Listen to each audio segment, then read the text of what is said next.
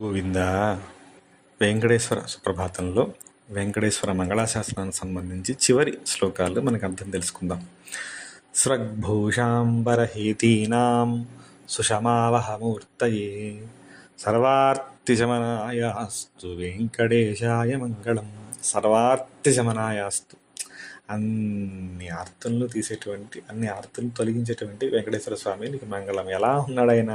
స్రగ్భూషాంబరహేతీనాం, స్రగ్భూషాంబర పుష్పమాలికల చేత, స్వర్ణరత్న భరణాల చేత, పీతాంబర వస్త్రముల చేత, శంఖచక్ర ఈ ఆయుధాల చేత, సుషమావహమూర్తయే అంటే ధరించిన పుష్పమాలికలు, పీతాంబరాలు, రకరకాల ఆభరణాలు ఉంటాయి. స్వామి కంఠానికో ఆభరణం, కౌస్తుభమణి, బంగారు యజ్ఞోపవీతము, మొలతాడు, రకరకాల లక్ష్మీహారాలు, ఇవన్నిటితో శుభాయమానంగా ఉంటాడు స్వామి. తులసి, స్వామి యొక్క పాదాల పైన తులసి, వీళ్ళన్నీ ఏం చేస్తాడు ఆయన? సర్వార్తి సమనాయాస్తు, నా పాదాలు ఆశ్రయించమని నిలబడ్డాడు ఆయన ఎన్నో లక్షల సంవత్సరాల నుంచి. వచ్చిన వాళ్ళందరికీ నా పాదాలు ఆశ్రయించండి, నా తత్వం ఈ విగ్రహం ఒక్కటే కాదు.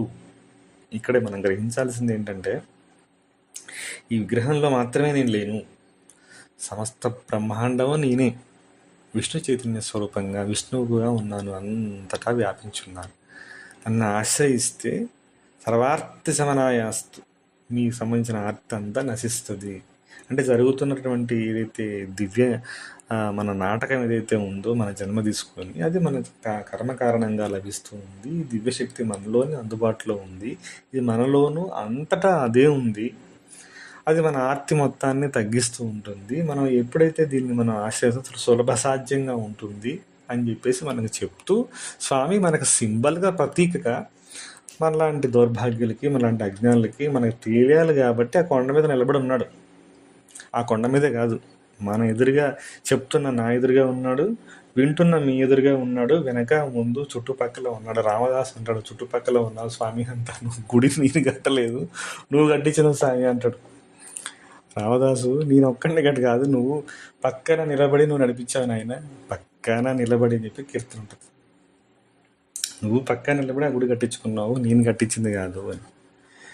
అలాగే స్వామి మనకి సింబాలిక్గా ఉండడానికి తిరుమల కొండ మీద వెంకటేశ్వర స్వామిగా అక్కడ నిలబడ్డాడు. కానీ అక్కడ అంతటా ఉంది ఆ చైతన్యం. వెంకటేశ్వర స్వామి తిరుమలలోనే కాదు, మన ఇంటి ఎదురుగానే కూడా ఉండు, మన ఇంట్లో కూడా ఉండు, మీ ఎదురుగా నా ఎదురుగానే ఉన్నాడు. ఇవి చెప్తున్న నాకు, వింటున్న మీకు, చుట్టూ పక్కన నిలబడి వెనక ముందు అంతటా ఆయనేగా ఉంది చైతన్యం. అలా ఉన్నది. అలా ఉన్నప్పుడు ఏమవుతుంది? శ్రీ వైకుంఠ విరక్తాయ స్వామి పుష్కరిణీ తటే రమయా రమణాయ వెంకటేశాయ మంగళం. శ్రీ వైకుంఠ విరక్తాయ స్వామి పుష్కరిణీ తటే రమయా రమమాణాయ వెంకటేశాయ మంగళం. స్వామి వైకుంఠం మీద విరక్తి చెంది ఇక్కడ స్వామి పుష్కరుని దగ్గర ఉన్నాడు అన్నట్టుగా దీని అర్థం. ఓకే, అది పైకి కనపడే అర్థం. శ్రీ వైకుంఠం పైన రక్తి లేక స్వామి పుష్కరుని పైన వచ్చి ఇక్కడ వెంకటాద్రి సంస్థానంలో, ఇక్కడ వెంకటాద్రి మీద ఇక్కడ ఉన్నాడు స్వామి, నీకు మంగళము గాక అని చెప్తున్నాడు. వైకుంఠం అప్పుడు ఈ స్థితి కలిగినప్పుడు ఏమవుతుంది అంటే, ఎప్పుడైతే భక్తుల కోసం అలా వచ్చేస్తాడు ఆయన వైకుంఠంలోనూ స్వామి ఉంటాడు, మన దగ్గర కూడా ఉంటాడు. విష్ణు అంటేనే సర్వత్రా వ్యాపించి ఉన్నటువంటి దివ్య చైతన్యం అని అర్థం. అది వైకుంఠంలోనూ ఉంటుంది, మన హృదయాల్లోనూ ఉంటుంది. మనం గ్రహించం అంతే. మనం గ్రహిస్తే మనకు అనుభవైక్యం వస్తుంది. వైకుంఠ విరక్తాయ, ఆ స్థితికి వచ్చినప్పుడు భక్తుడు వైకుంఠాన్ని అడగడు, ఇంకా తనలోనే వైకుంఠాన్ని దర్శిస్తాడు. అప్పుడు వైకుంఠ విరక్తాయ స్వామి పుష్కరిణీ తటే. స్వామి పుష్కరిణి మన హృదయంలోనే ఉంది, మన హృదయంలోనే స్వామి ఉన్నప్పుడు వైకుంఠము మన దగ్గరికే వస్తుంది. మనమే వైకుంఠం అవుతాం, మన దగ్గరికే స్వామి వస్తాడు. అది దీని మీనింగ్. శ్రీ వైకుంఠ విరక్తాయ స్వామి పుష్కరిణీ తటే రమమాణాయ, రమయ అంటే లక్ష్మీదేవి, రమమాణాయ లక్ష్మీదేవితో విలాసంగా క్రీడిస్తున్నటువంటి స్వామి ఎక్కడ ఉన్నాడు? ఆయన వెంకటాచలం మీద ఉన్నాడు అన్నట్టుగా పైకి అర్థం కనిపించిన. ఎప్పుడైతే మనకు ఆ దివ్య చైతన్యం అందుబాటులోకి వస్తుందో, మనలో ఉన్నటువంటి మన లోపల దివ్యశక్తి లక్ష్మీదేవిని మనకి అర్థం అవుతుంది. అది లక్ష్మి వెంకటేశ్వర స్వామి విష్ణుతత్వమే మన హృదయంతో ప్రకటితం అవుతుందని తెలుస్తుంది. అప్పుడు వైకుంఠం మనలోనే ఉంటుంది. వైకుంఠం కోసం ప్రత్యేకంగా వైకుంఠానికి పోనక్కర్లే, ఇక్కడే వైకుంఠం ఉంటుంది. అది భూలోక వైకుంఠం తిరుమల మన కళ్ళ ముందు సింబల్గా కనిపిస్తుంది. అది ఆ అనుభవిక వైద్యం మనలోనే మనకే మన ఇల్లే వైకుంఠంగా మారిపోతుంది. ఆ స్వామి యొక్క చైతన్యాన్ని మనం అలా గ్రహించాలి. వైకుంఠ విరక్తాయ స్వామి పుష్కరిణీ తటి రమమాణాయ రమయా రమమాణాయ. మొత్తం ఈ యొక్క దివ్య నాటకం, ఈ యొక్క దివ్య చైతన్యం యొక్క ఆత్మ యొక్క నాటకమే ఈ జీవితం. రమమా రమణ రక్షతో ఈ శక్తితో క్రీడిస్తూ ఉంటాడు స్వామి. ఆ యొక్క ఆయన సంకల్పానుసారమే సృష్టి జరుగుతూ ఉంటుంది. ఇదంతా కూడా గేమ్, స్వామి ఆడేటువంటి ఒక గేమ్, ఆట అలాగా అనిపిస్తుంది మనకి. ఆ దివ్య చైతన్యం ఆయన అసలు మా మనుషుల్ని సమ్మోహనం చేయటం, వారి కర్మల్లో అనుసరించబెట్టి వాళ్ళ జీవితాల్లో నడపటం, ఇదంతా కూడా ఒక సృష్టి కొనసాగుతున్నటువంటి ఇదిగా మనం సాక్షిలాగా గమనిస్తూ ఉంటాం. అప్పుడు వైకుంఠ స్థితి ఆటోమేటిక్గా వచ్చేస్తుంది. అది దీని యొక్క మీనింగ్. ఇంకా చివరిగా శ్రీమత్ సుందరజాతామృతముని మానసవాసిని సర్వలోక నివాసాయ శ్రీనివాసాయ మంగళం. శ్రీమత్ సుందరజామృత మునిమానసవాసిని శ్రీ రమ్యజాముని ఆయన మనవాళ మహాముని యొక్క మనస్సులో నివసించేటువంటి తండ్రి, సర్వలోక నివాసాయ అందరి అందరూ కూడా ఉండేటువంటి ఒక వెంకటేశ్వరానికి మంగళం. అంటే వాళ్ళ గురువుని స్మరిస్తూ ఉన్నారు అనమాట. ఆయన శ్రీ రమ్యజాముని ఆయన మనవాళ మహాముని అనమాట.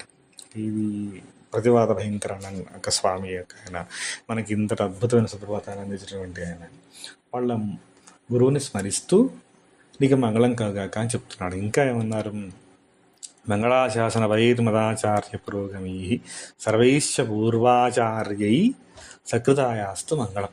మంగళాశాసన పరి, మంగళాశాసనం అంటే అందరికీ మంచి జరుగుతుంది. మంగళాశాసనం అంటే మంగళాశాసనాలు చెప్తూ మదాచార్య పురోగమీ, నా ఆచార్యుడికి వాళ్ళ పూర్వాచార్యులకి అంతకుముందుటువంటి గురువులకి గురు పరంపరని స్మరించడం. మామూలుగా సాంప్రదాయంలో విష్ణు సాంప్రదాయమైనా శైవ సాంప్రదాయమైనా ఏ సాంప్రదాయంలో గురు పరంపరని స్మరించడం. ముందు ఆది గురువు, తర్వాత గురువు, తర్వాత గురువు, వాళ్ళ గురువు అలాగా ఆ గురు సాంప్రదాయాన్ని వస్తూ ఉంటుంది అనమాట. ఆ గురువులందరినీ అంటే ఇక్కడ చెప్పదలుచుకుంది ఏంటంటే గురువుల్ని స్మరిస్తూ సర్వైశ్చ పూర్వై ఆచార్యై సత్కృతాయాస్తు మంగళం. వాళ్ళందరి చేత సంస్కరింపబడిన వెంకటేశ్వర స్వామి నీకు మంగళము.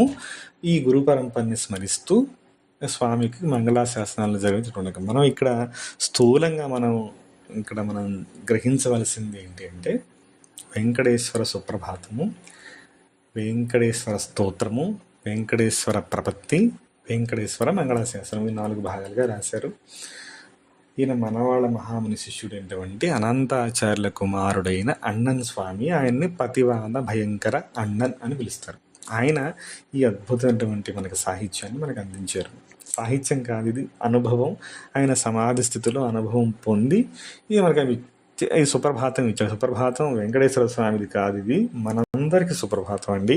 అది గమనించండి. మనం దీన్ని స్మరించడం వల్ల మనకి సుప్రభాతం కలుగుతుంది. మనలో ఉన్నటువంటి ఆత్మ చైతన్యం మేలుకుంటుంది, మనలో ఆత్మస్పర్శ మేలుకుంటుంది. ఎందుకు ఇంత కష్టపడి చెప్పడం అంటే ముందు దీని యొక్క అర్థాన్ని తెలుసుకొని దాన్ని గ్రహించి వింటూ ఇందులో ఇంత అర్థం ఉందని మళ్ళీ ఒకసారి విన్నప్పుడు మనలో అటువంటి ఆ స్పృహ, ఈ అర్థం మనకు ఒక్కసారి అది గుర్తొచ్చినప్పుడు మనకు తాదాత్మ్యత, ఆనంద స్థితి కలిగి మరింతగా స్వామికి మనం దగ్గర అవుతాం. అది మనలో ఒక మేల్కొల్పు కలిగిస్తుంది. రెండవది ప్రపత్తిలో గురువుల్ని స్మరించడం, గురువు పరంపరని స్మరించడం. దత్తాత్రేయ సాంప్రదాయం వాళ్ళు ఉంటారు, వైష్ణవ సాంప్రదాయం, శైవ సాంప్రదాయంలో మనకి దక్షిణామూర్తి ఉంటుంది, దత్తాత్రేయ సాంప్రదాయం దత్తావతారాలు ఉంటాయి. ఇవన్నీ కూడా గురువుల్ని మన గురువు ద్వారా ఈజీగా ఈ చైతన్యాన్ని మనకు అందుబాటులో ఉన్న చైతన్యమే ఇది. ఎంత స్వామి యొక్క లీలల్ని, పాదాలని పదే పదే ఎందుకు అలా స్మరించడం అంటే ఆ లీలల్ని స్మరించడం వల్ల మనకి ఆ దిక్కుమాల ఆలోచనలు ఏమీ రాకుండా మన దృష్టి స్వామి పైనకు ఉంటుంది. ఏదో ఒక టైంలో మనం ఆ స్పర్శని పొంది మనం ఇంకా దగ్గర అవుతాము అని అంతే. అది ఒక యోగ మార్గంలో ఖచ్చితంగా వస్తాం. గురువుల్ని స్మరించడం, దివ్యత్వాన్ని స్మరించడం, మన ఉన్నటువంటి దౌర్భాగ్యాన్ని పోగొట్టుకోవడానికి మనలో ఉన్నటువంటి దివ్యత్వాన్ని స్మరించడమే ఏకైక మార్గం. వేరే మార్గం ఏమీ లేదు. ఎప్పుడైతే మనం దివ్యత్వాన్ని స్మరిస్తామో మనం ఉద్ధరింపబడతాం. అప్పుడు మనకి మంగళాశాసనం కలుగుతుంది. అప్పుడు మనకి మనలో ఉన్న మంగళాలు మనకు మేలుకొలుతాయి. మనలో ఉన్న దివ్యశక్తి మనకొస్తుంది. ఇట్లా ఇవంతా ఒక పరంపరగా చెప్తున్నాడు. స్వామి యొక్క ఆశీస్సులు అందరికీ లభించాలి.